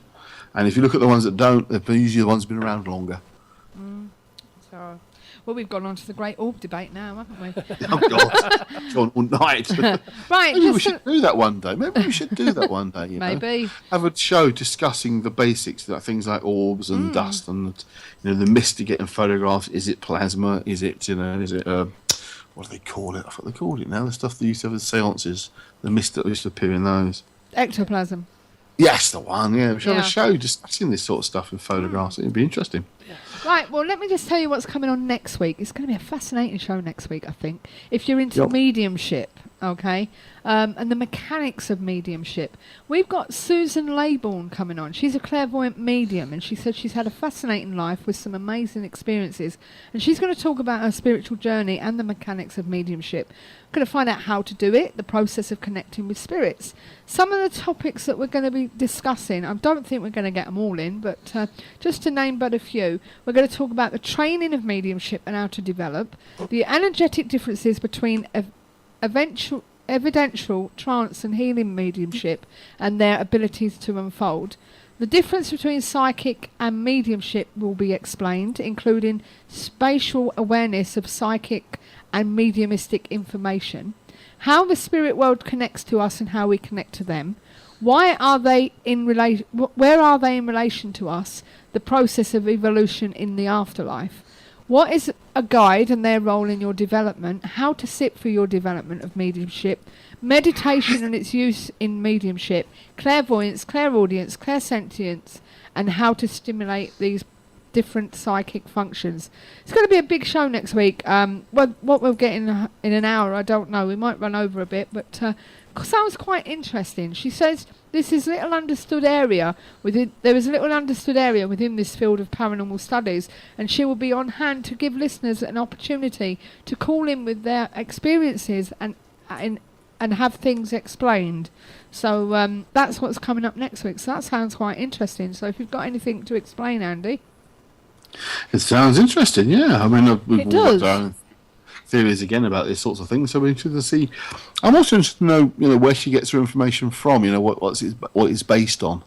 Because it sounds like she's been involved in sort of mediumship for a long time. Is it a particular position of a training course she's been on, or a particular person who's trained her, or is it the conclusion she's come to herself? That's always interesting. Yeah. So, do you want to reiterate what you just said in the chat room, Dave, Andy, to Dave? Yeah, I'm trying to read it in some kind of form of English that makes sense. Would you like to say it over the air? Those who don't know Steve and I that well, or have been on the show for very long, will know that we occasionally have our explosive bust-ups, but it's all the good fun on the show. There's no animosity afterwards or before or between. But don't call me deluded. No, it's not serious at all. Anything to get him going. We got a good shows out of that discussion on 9/11 we had last year. We had a big 9/11 debate, which was, I think, one of our best shows last year. I really enjoyed that. Yeah, so but it's all in good fun, isn't it? Oh, God, yeah. I'll put him right via messaging anyway. So. I just messaged Kat, who we know is a big Michael Jackson fan. Oh, yeah. And I just said to her, we just had a guest to tell us that Michael Jackson went to hell. Oh, God. It was interesting. It really was, because you could tell a roundabout way trying to say without actually saying it. But I thought, you're really taking a chance there, mate. There's the millions of Jackson fans who are committed Christians who are going to be very upset with what you just said. Right, what did she say? She said, it doesn't surprise me with some of the strangelings you have on your show. There you go. Rightly. Wasn't Michael Jackson a Jehovah's Witness at the end? I really don't know. I wasn't a fan of these, to be honest with you. Nor me, not at all, but I'm sure it was. Right, well, that's what's coming up next week anyway, so be in for that one, because if you want to know about mediumship and everything that goes around it, that's what's happening. And don't forget, as I said, if there's any questions that you need to ask, she'll be on hand to give you an answer. Now, I'm going to do my Tupenneth while I'm here before we go into Andy's section, if that's okay, guys. See, I didn't get time to do it earlier. First of all, I just want to, I will mention it afterwards, actually, because I don't know whether many people of you know. You might know, I don't know. But I'm going to talk a little bit about Jekyll and Hyde. But I found this on the internet from weekinweird.com, of all places. I don't know whether you've heard of it or not, but I found this this article, and it basically talks about the new Conjuring film, Conjuring 2: The Enfield Poltergeist. Now, apparently, hot on the heels of the debut trailer for the Conjuring 2: The Enfield Poltergeist, comes a new revelation by Guy Lyon Playfair, one of the original investigators of the famous British ghost appearance, who says that controversial paranormal researchers Ed and Lorraine Warren were never involved in the case. According to weekinweird.com, billing itself as being ripped from the true case files of Ed and Lorraine Warren, the sequel to The Conjuring claims to follow the duo to Brimsdown, Enfield, England, where they proceed to investigate one of the most famous cases of poltergeist activity ever recorded. But there's only one problem with that. Guy Lyon Playfield, member of the Society for Psychical Research and one of the chief investigators of the Enfield poltergeist case, says they showed up uninvited, stayed for only one day, and alleges that they manufactured their own paranormal evidence simply to make money out of it.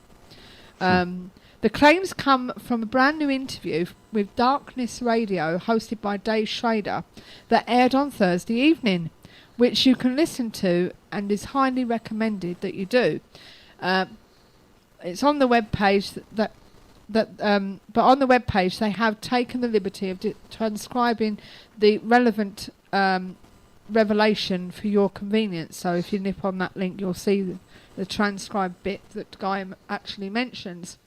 It then says weekinweird.com says that the claims shouldn't come to as any surprise to those who have taken even a cursory glance at the Enfield poltergeist case themselves, in which there is no record or real record of Ed and Lorraine's involvement, save for their own, apart from them mentioning it, in other words.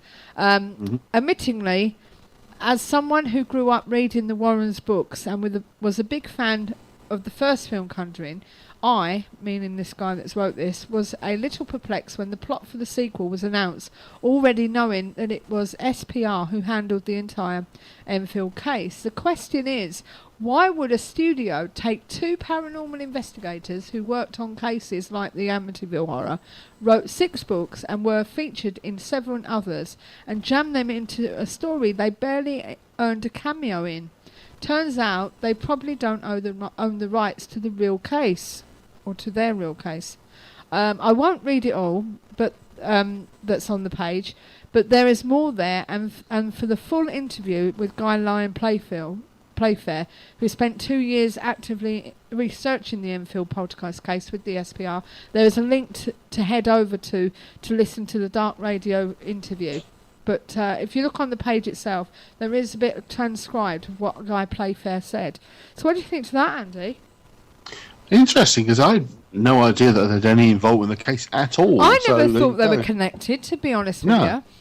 You know, because they weren't. Well, obviously I did see an advert for that, and I thought, what do they want to do with the Conjuring? Why are they doing the Enfield poltergeist? Nothing to do with them. But yeah, so they turned up once unannounced and didn't stay long and made stuff up. Well, that sounds about the Warrens overall, really. From what I've seen of the trailer, there's even more stuff made up. Yeah. I mean, there's one picture there of a child actually stuck to the ceiling. Right. Which That's never ridiculous. happened in Enfield.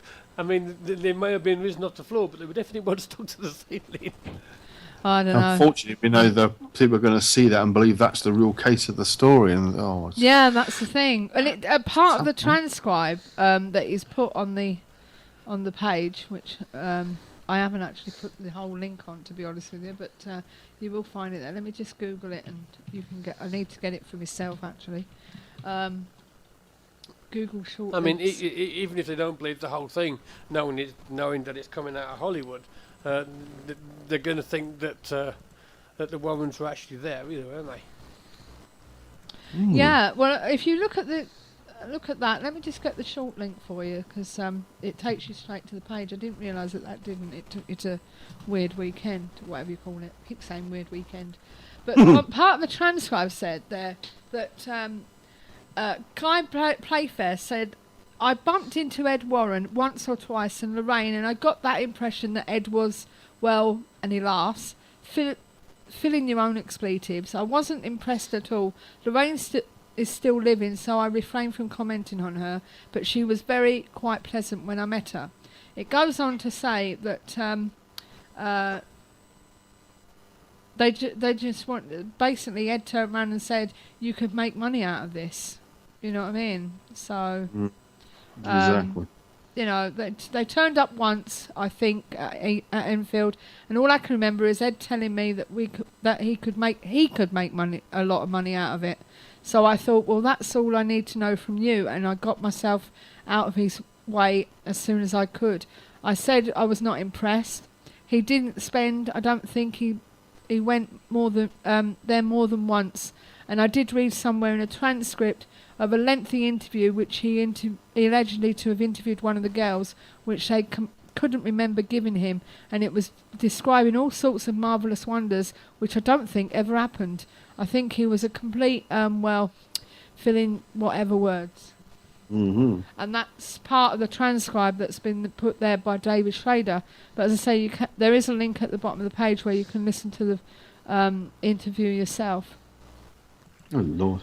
I'm actually sitting here just watching the trailer to it and thinking this is about as close to the real case as I don't know what. It's just ridiculous. Girl waking up stuck to the ceiling. I don't think so. Good Lord. It never ceases to amaze me how the people of the cinema filmmakers can just twiddle about with history and change it so dramatically to suit themselves. The story, I mean, go off track a little bit here, it really got to me a few years ago, was I forget the name of the film now. It was named after the submarine. But basically in the film, the Americans claimed to be the ones that captured the Enigma machine and broke the Enigma code. And I just thought that's an absolute travesty of history. And unfortunately, every Americans, particularly out there, are going to believe that's true. It's just disgraceful that they can just twist history. I mean, okay, I say, well, it's just some silly ghost story. Who cares? But people like us, we care. We want the truth to come out, not Hollywoodized fictional nonsense to replace the truth. I mean, neither of us were particularly madly keen on the infant poltergeist thing the Sky did last year. It had its faults, but I can imagine it's going to be better than this thing's going to be in terms of representing the truth of the events. Yeah, I mean, like I said, the problem is we all know they're going to hype it up because it's what it is. But we still expect them to adhere to most of the facts, at least. You would like to think they're going to, but if they I can lie and make up nonsense about who discovered the Enigma machine in World War II, then they can make up stories about anything. Unfortunately, in cinema land, nothing's real. Yeah. Looking at these pictures of the page that you were reading from, when you scroll down, there's a picture of Ed and Larry Warren. I keep saying Ed and Lorraine Warren. Yeah. Up with a young man between them who's got glasses and a black scarf, and the guy next to him is clearly in costume. Who do you think that's supposed to be? Maurice Grouse. Yeah, I was just thinking that because he could be a guy lying. He's about 7 foot tall, so but he must be. Yeah, that's what I thought. It's supposed to be Maurice Grouse. So. It doesn't say anywhere, does it, in the pictures? No, it doesn't. Okay. But the other thing I want to mention is a programme I've been watching all the way through, Jekyll and Hyde. It's been axed by ITV, unfortunately. Sure. And according to the writer, he did tweet, "Sad day today," which was on the 5th of Jan. ITV announced they don't want any more Jekyll and Hyde. Oh, well, I tried it. It was a great adventure while it lasted. But according to this, it says... this didn't really come as a huge shock given the show's rather lackluster figures, pulling in just 1.8 million for its finale. Based on Robbie Louis Stevens' book, the show first aired back in October, but immediately drew a number of complaints due to its 6:30 time slot. Hickson did say the show was commissioned as an early evening family show, but I think there was possibly a disconnection between what Hickson wrote and what ITV wanted. That's not a criticism of the show and Higgins' writing at all. I just don't think that the show really worked as an early evening family show, which I didn't. It wasn't. I didn't think it had. No, it definitely needed to be on later, didn't it? And was pitched badly by ITV's advertising, which made it look as if it was going to be more of a darker 8 to 9 p.m. show, something aimed more at a teen rather than a family audience. This is the second time in recent years ITV have failed to grab the Doctor Who audience. Demons, it's always what it's aimed for. Yeah, Demons, which aired in 2009, aimed at a similar audience, also failed to find an audience, despite coming from the writers of BBC hits Merlin. Whilst Jekyll and Hyde might not have worked, I'm glad ITV at least trying these things. You never know, maybe third time the charm, as they say. But I'll be honest with you, I watched it and I thought, oh, it's going to be about Jekyll and Hyde. I thought it was going to be something similar to the Enfield case, but I thought it was going to be on a fictional basis, not a fictional basis sort of thing. Yeah. But when we started watching it, I thought, oh, this looks good, And then it went AWOL. Literally, there was a dog with a bloke's head going on about all the hard things that are coming, called a harbinger, and I'm sure I've seen that somewhere before. This dog thing that's... Yeah, it wasn't very dog-like, was it? No, it was like a skinless, four-legged... It had no hair, it had 4 legs and a human head on it. Yeah, and it was just spouting, this is going to happen, you're going to die, and blah, blah, blah. Yeah, someone right, come in and it was called a harbinger, and I'm sure I've seen it somewhere else, to be honest with you, but maybe not. But you had that in there. You have, you've heard of MI6? Yes. And such, and MI5. Well, this was MIO. Yeah? Right? MIO is the Ministry of, I think it was... City Walks? It was to do with, it's with MI5 and that, they do their thing, but this MIO, They were chasing monsters, basically. they were chasing monsters. Oh. Okay. Yeah, right. And you had Jackal, who, okay, he changed every time he got annoyed or whatever, and they had this stuff that they were gonna that right then. that basically not cured him but kept it at bay. And it was him trying to find out more about himself, yeah, and how he became this way. All of a sudden, he's got a sister who does the same thing. That he didn't know he had. That he didn't know he had. And then there was werewolves in it. And then there was a vampire in it, which is what his sister actually is. But that's part of the Hyde side of it. But she's not exactly a vampire. She's got what looks like a cattle prod. Yeah, electrode thing. That she digs into somebody's neck or something and sucks out the blood, and then she drinks from that or puts it in, injects it into herself. You know what I mean? And it just got weird and weird. Yes. You know what I mean? And I didn't want. I thought this is boring. This is stupid. But I didn't want to miss it in case I missed something good. And the thing is, apart from the name. It had absolutely nothing to do with the writer of the original book. No, it didn't. To say that there's nothing like Stevenson's original novel, which I have read, and it is very different, really. Well, I don't know what to make of that. The bit that made it sound, the bit that made it really turn right is not long after it started. Spring Hill Jack came into it. Oh Lord! But Spring Hill Jack was this person dressed up in some very light knight armour with a long nose on his helmet, a bit like in the plague times, you know, when they had them long nose things. Yeah. Plague Doctor. And he jumped, and it was more jets on his jet feet. packed on his feet. You know what I mean? And Yeah. that's how he sprung, because he had jets in his shoes. And we're talking 18 or whatever, God knows when. And that's what they were saying that Spring Hill Jack was. Oh Lord! You know? It does sound like a mark of desperation to try and boost audience figures, but ITV keep doing this. They keep trying to launch stuff. There was years ago when Doctor Who first came back, there was that series about these sort of young kids were battling against dinosaurs. Do you remember that? Yes. Yeah, Primeval. That's the one. I love yeah. That was a good show, though. I loved that.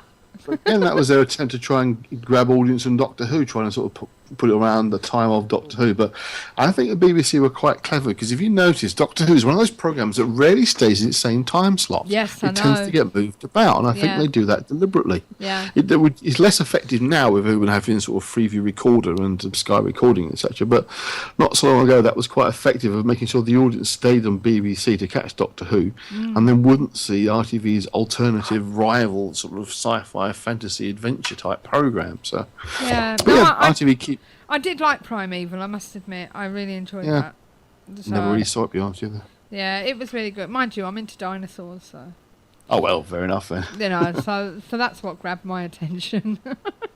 So, but you know, one of my dreams as a child was I'd love to find a time machine, go back to the dinosaur age. But I thought to myself, no, my luck, I'd materialise and think and then get gulped by a dinosaur.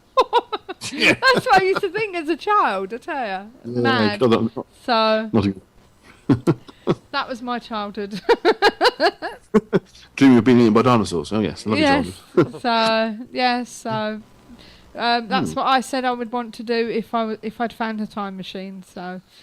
Well, I know where I'd be going, and it goes back to our conversation start of the show. I'd be standing on that grass in 1963 and see what actually bloody happened. I bet you would. I bet you would. That would be my... I don't know. Right, are you ready for your section, young man? Yes. Let me just find the page. I've got them on. There it is. Aha. Yes. Andy's Conspiracies and Mystery Files. Right. I've lost the page. There we go. Here's my first one coming up on screen. And rather interesting little tale from Welsh Wales, of course.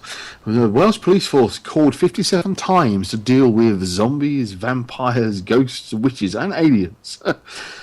A police force admitted being called to dozens of reports of vampires, witches, ghosts, and zombies and aliens. Figures from North Wales police say officers received 57 calls to paranormal activity over the last 5 years. Police were called 22 times about UFOs, 21 times regarding ghosts, 10 times about suspected witches. My lord. Officers were sent out to investigate on 37 of the 57 calls by senior police chiefs, according to the Freedom of Information request. Dia Chakravarti, the political director of the Taxpayers Alliance, said senior officers need to use common sense when approaching the calls. You see, I get the point she's saying there, but it might be that someone is having a very nasty experience of the real kind and they're just misinterpreting it. You know, Mum might ring up the police and say, I think I've got a ghost in my house, I'm hearing noises upstairs. Well, it could be there's a bloody burglar upstairs. So you have to take him some way seriously.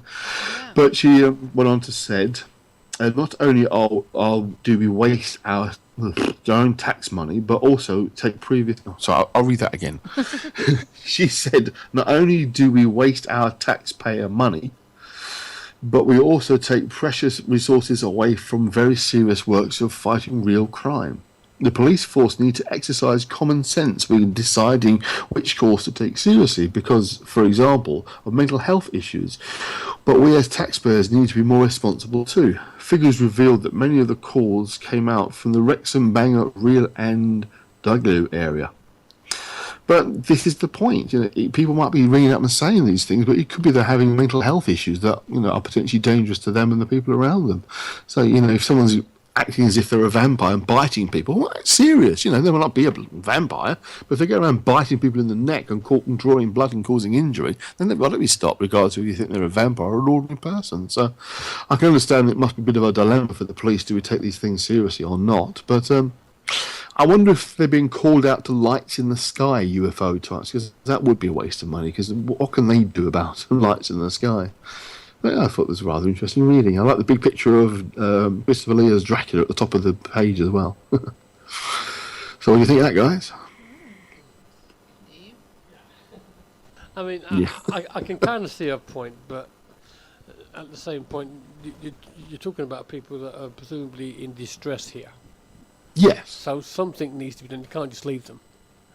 Well, exactly that. They have to do something about it. It might be that they aren't. Even if they send out the... is it RSOs, is that what you call them? Yes, the community support officers, so maybe we'll do that. Send them out rather than actual police officers just to check it out. Exactly. You'd have to, just because someone says to you they're hearing noises in their cellar, it might be that there's actually a burglar, as I said, down there that's actually doing it. It's not a ghost or but they're being called out to witches. I mean, I don't know if they necessarily should be taking those calls seriously, because they're talking about people's beliefs, maybe. I don't know. It's an interesting one, but as we say, the police have to take some of these things seriously because it might lead to something more serious. Yeah, no, very true. Very true. I agree with you there. Yeah. Okay, well, on to my next one, and I'm having the same problem as I always have. It is very odd that when I your video won't work. Say again? Said your video won't work. Yep, exactly. I get video loaded, but I managed to sit on a different machine so you can see it. Watch unexplained UFO sightings in the skies above Manchester during takeoff from city's airport. This footage shows a UFO in the skies above Manchester, but we're pretty confident it's not proof of extraterrestrial life. Well, again, you don't know that, but anyway.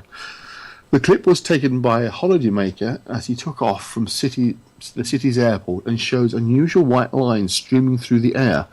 Now, if you watch the clip, midway through, you do see these lines shoot across the sky. Now, of course, it's worth noticing that they're going the opposite direction to the aircraft who is flying at about 250 miles an hour to get off the ground while the pilots get up that high. So, that it's going to be very, very fast because it's going the opposite direction, but they are intriguing anyway. It was uploaded to YouTube earlier this week by David Bell from Chorlton? I can't remember.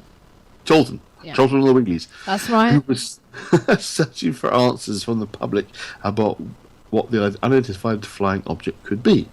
He said, I took the footage in September while I was on my way with my family to Mallorca, but didn't look at it for months. Then when I I came to look back at it, I saw there was a strange thing flying in the sky next to the plane after we took off. I don't personally think it's aliens. I don't believe in them. But I do think it's a mystery. I was hoping someone might be able to solve it. Under the username DMB9, David, a 38-year-old logistics manager, posts... Why is logistics managers unimportant? But I don't know why they mention those things. Posts a number of videos showing unusual phenomena on his YouTube channel. He added, I always have a phone in my hand and film things. You never know when you might see something unusual or something weird might happen. On my channel there are videos which could be a ghost or other things like that, the paranormal or mysterious occurrences. I only uploaded the UFO clip this week, but as far as I know, no one's come forward to say what it is. Hopefully it can now be explained. What do you reckon, guys? You What see are the we clip? looking at? I actually think it's moisture, but the two comments below both reckon it's water on the window. Oh, yeah. We're on about them streams that go across. Yeah, Yes. I think Alright. I think it's moisture. Simple as. Unfortunately, I can't see it again because as usual, the bloody thing is not running properly. Yeah, it could be moisture. Have another quick look. I've got it on my PC here as well. I'll try and make sure the sound's off. And have another look. The footage you're about to see is the actual CCTV footage. Oh no, it's a different story, sorry. Moving on to the wrong page. Yeah, I think it's water. Yeah, the first thing I could think of was a bird. But then it does seem to move very fast. Don't really know. But yeah, no, I can go with that. We just took, because you can usually get a sense of the scale of something, can't you, whether it's close up or not. And I noticed that he slows it down and speeds it up before you see it in ordinary time. Oops, sorry, lose that sound. Yeah, as I say, There you go. the two Just comments taking that are there both reckon it's water on the window. Well, we can see plenty of moisture on the inside window, can't we? And then that goes a bit blurred because it was focused on that. Yeah, because you can see water droplets, can't you, as it's taken Yeah, off, actually on the window. that could well be. Yeah, that could well be just as you say, water that's being pulled across the screen as the aircraft gets higher. Because of course, the higher it goes, quickly that water starts to freeze outside Yeah. and becomes ice. So yeah, it's quite entirely possible that's exactly what that is. Yeah, that definitely is. Actually, looking at it again, that's water, isn't it? It's going across the windscreen. Yeah. At the window. Yeah, having said that, the water droplets that we originally see disappear quite quickly. I think By the time you get to the bit we're looking at, cameras- they've actually gone. If you look at it, I think the camera is initially focused on the water droplets because it's the nearest thing to the lens. Yeah. You look at it. So let me just try that again, and you see. That's what I mean. Look, you see they're in focus, and the runway behind, outside, and the grass are out of focus. Yeah. But then as he goes up, they start to focus externally, and the water droplets become hard to see because they're well out of focus. Now, I reckon you're right. I think that definitely is water moisture going across the windscreen as it goes up into the air and Yeah. speeds up. Interesting. Well, my next story, Steve's already just did, but I reckon that if you look at the video footage again, I'll put that up, and we look at the video footage again, I think it's possibly a cable that's going across the car park. The headlights or another source of light is caught on the cabling to give that effect of something that's shooting across really fast, but I think it's highlighting cables. One of the reasons why I think that is... What we're looking at? The Steve's story he did earlier on about the... Yeah, my one didn't have a video that was working. yeah, the one that did work. Yeah, the ones that did work had nothing to do with the story. So Yeah. yeah, we do have a video for this one. And just the evening news. Yeah. I've- Have you got the link for it? So I've got it. I didn't copy the original one. I was just picking up. So let me just put that back on again. If you just watch that footage again, I think there's a cable running across, and it's getting highlighted either in the vehicle. I've just put two links in our chat room bit. It's a second link that should take you back to the story that Steve covered earlier on in Australia. I think if you watch that clip again, it seems to, as the car itself moves, the light seems to move in time to the car moving. It's only 3 seconds long, and it's hard to get much out of that. But I reckon there's a cable running across there, and headlights have caught on that cable to create that impression. Possibly. It's annoying when the clip's I'm only not like 2 seeing seconds much at the long. It's hard to get anything out of it. But it just struck me that it seems to move in the same way as the car is moving. It's not like the car's stationary and this cable goes across, it does look like it's actually capturing cable, I think. I don't know, I could be wrong, but to me, that's what I think it is. Yeah, I would, from that video, I would kind of agree with you. Well, speaking of videos, this one and my last story, I never read a video of mine, so I couldn't comment on that one, but having seen yours, I would say yes. It's a very, very short clip, isn't it? 2 seconds. It makes it a little difficult to really view it any time. Yeah. Here's my last one. This spectacular video footage. This is rather impressive. Did a UFO appear above CERN? Of course, CERN is the thing in Geneva, the Hadron Collider, underground. If you play the video clip, it's quite impressive. But I think I have my own opinion of what I think we're seeing in the video footage, but I'll read the story anyway. The internet is buzzing with rumours about a UFO allegedly recorded over CERN in Geneva, Switzerland. The Large Hadron Collider is located. The video shown above was posted on YouTube and is titled UFO Entering Interdimensional Portal over Geneva. The video was posted on YouTube by an account called Section 51. Now, if you look at the video footage, if you've ever watched footage of clouds forming and moving across the sky, massively speeded up, that's what they look like. Don't worry about that silly swirly thing in the middle, because I think the silly swirly thing's been put on. But anyway, we'll read on. Despite the hype, most people believe the videos aren't real and are instead complementing the poster on a CGI skills. Well, commenting on the poster CGI skills, sorry about that. Station 51 has posted a similar video purportedly of the same portal phenomenon over CERN in September. When the video was posted, many people thought it was a digitally manipulated thunderstorm. According to Snopes, the videos are fake. This is a fake video created by a YouTube channel that specialises in hoax videos, Snape explained. Section 51 posts new UFO sightings every Monday and Thursday, which seems a little prolific for genuine footage. That's it. Very short story. But what do you think? Do you think it's made up? Do you think it's fake? Or do you think it's got something? I think it looks good. I think it's well done. It's good fakery. I mean, yes. Good. Yes. I mean, it looks like what these science fiction films tell you is a portal. Yeah. Because everything's moving to the centre, so you say some kind of black hole, but it's... No, but well, I would say no. The second one reminds you rather a lot of the remake of War of the Worlds, the one with Tom Cruise in. You remember towards the beginning, you have those weird thunderstorms and the lightning bolts that are actually the Martians coming down, and the wind pulls you towards the storm rather than away from it. It very much reminded me of that. But if you watch the trees moving in the second clip especially, this is time-lapse stuff. You can see it's clearly time-lapse because the bushes are moving in a very strange way.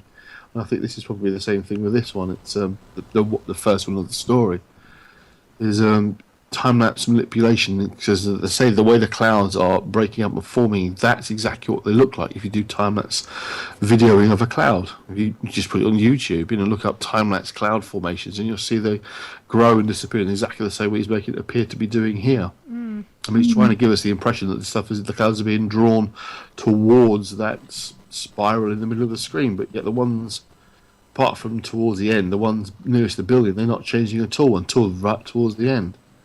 And then you have the object rising up. Yeah. Oh, I suspect it is good manipulation of video. And that really is the problem we've got now is, are we ever going to believe anything we see on video or photographs on the internet anymore? Because, there's just so much of it. It's so easy to do, particularly photographs, as we know, but video manipulation seems to be increasingly easy these days as well. Yeah. Especially if people are so IT savvy believe any of this anymore. Yeah, as I say, especially as people are so IT savvy these days. Exactly. It's just, I think the trouble is, if you're going to see anything that looks convincing, we're not going to believe it. We're going to think it's fake. That's the trouble with it. I think with UFOs, it's getting to the point, the same as ghosts. You have to see it for yourself to believe it. If you don't see it yourself, can you really believe any of it? But that doesn't stop us talking about it, of course. Of course. Of course. Gives us something to talk about, doesn't it? So, is that your last one? It is indeed. Thank you. I'm just going to mention something I've just found on the internet, to be honest with you.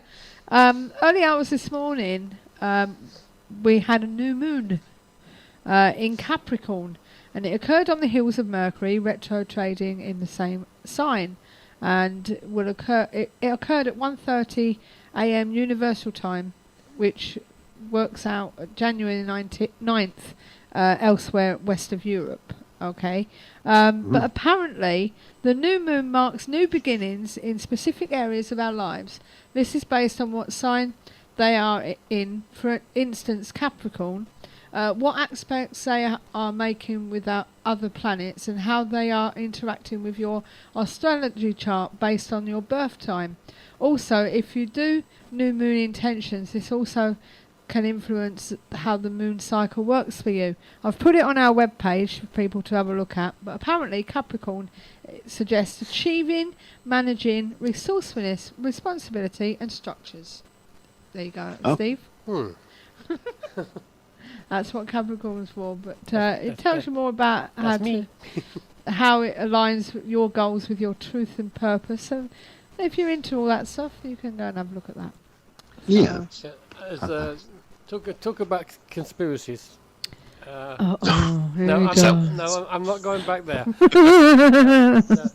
And we won't put it up because it's completely ridiculous. Are we talking about the one I read earlier? Yes. Oh my God. Sue read something that lasted absolutely ages to read, but they've put the paedophile ring at the BBC and connected Diana's murder, Jill Dandu's murder, and there's about 6 different murders, and all these different things have all happened because they found out about the paedophile ring at the BBC. Yeah.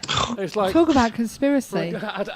It goes into Tony Blair and his involvement, and the more it went into it, I'll find the link for you and you can read it for yourself, Andy. I mean, at one point I thought they were just going to have a go at the Labour MPs, but then they started on the Conservative ones as well. They'll drag everybody in, of course. But I'll send it to you. You can have a good laugh. You can have a good laugh. Insomnia would be perfect. Yeah, I mean, there's probably some of it that you could probably say, okay, maybe, but because they've linked so much and said it's all down to one thing, it beggars belief. It really does. It is interesting. You can do this. You can create conspiracy mysteries of anything. You can see connections and coincidences linking things together because it's part of human nature. It's how we think. We think in patterns. We replicate things. It's human psychology how we do these sorts of things. Unfortunately, so the propensity to find it is not that difficult. I just thought I'd finish off my little section though. I have, for the first time in a while, got Weird Mad Video for the week, which I am going to copy and put in because I came across this earlier and wasn't going to bother. We've had a slightly shorter show, so I think I will add it. Unfortunately, I can't find the bloody original link, so I'm going to have to put the full link into our chat room in hopes it's going to work. But have a look at this footage. It's rather clever. Rather crazy, actually. Here we go. It should work, actually. I think we had problems with our old chat room losing some of the wording, so it does. Oh no, it's not worked. Hold on, try again. Let me try again. Where's the video? I've lost it now. Oh, never mind. Yeah, it's the same one again. Unfortunately, I've lost the video link, which is a shame. It showed what appeared to be a humanoid figure flying beside an aeroplane, and I've never seen anything more unbelievable in my life. Absolutely dreadful. Oh, here it is. I found it again. Hold on, let me just do this and then put it in just to have a look at, because it is rather hilarious. There's a whole collection of strange graphics that go before the footage of this supposed figure flying beside an aircraft. Oh, blimey. I'll put it into the chat room. It actually opens in the chat room itself. You can actually watch the video footage in the chat room. But you can also click on it and go to the YouTube page. No, I'm going to watch it in the chat room. Yeah. Okay, you can't actually create external link. You can only watch it in the chat room. It's coming up. But there you go. It's in Latin. Latin, Spanish, it's Latin. And you see the image of this figure that's flying beside an aeroplane high in the sky? It looks flat. It looks ridiculous. I mean, whoever did this is not very good. I mean, you would have thought they would have made it at least three-dimensional. That looks like a cardboard cutout. Well, later on, it actually goes into the in flying through the air.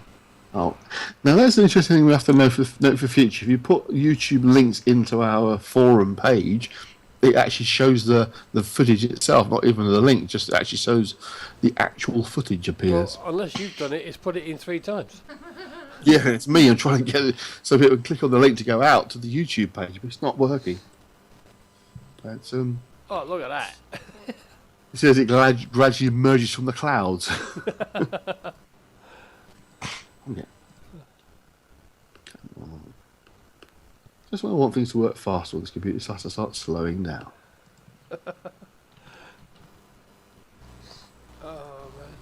To describe what you're seeing in the video footage now is this thing kind of emerges from sort of nowhere and drifts over to beside the plane, but it doesn't seem to move, does it? So it's like it itself is static as it moves towards the plane, so it does suggest that it's some kind of graphic overlay that's been put on the video footage rather than anything genuine, isn't it?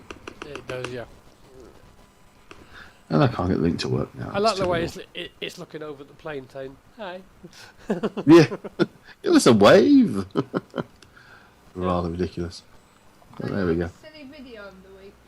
Yeah, so I came across it a bit earlier and I wasn't going to bother, but we had a bit of a shorter show tonight, so I thought I'd add it on. So I'm just going to try this one more time to see if this link works. No, it doesn't work, never mind. But yeah, you can see the footage rather small in our chat room window.